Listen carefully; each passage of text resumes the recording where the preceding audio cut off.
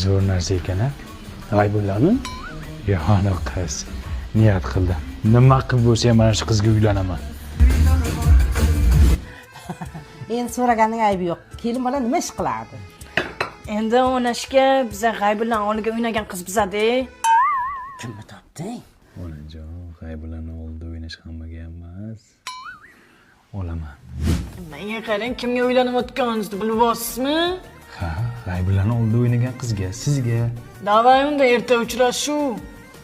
Baxtda oyi. Ishonasizmi? Tushunga ham kirmagan siz bilan birga bo'lish.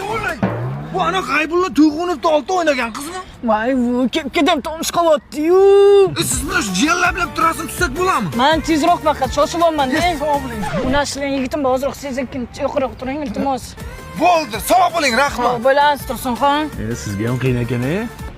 Qanday qilib G'aybulla bilan o'ynagandingiz? Va eslay aytsam bor-u, shunaqa qiyinchilik bor edi boshimda. Intildim, harakat qildim, yashash uchun kurashdim. Voy, 3 kishi ko'ryaptim primoyizda. Endi bu ham omadda. Yashang, yashang.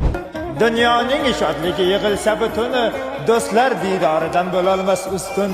Bugungi kechamizning qahramonlari Jasurjon hamda Jamilaxonlarning Ey, uchirab o'zing qanaqa Jamila?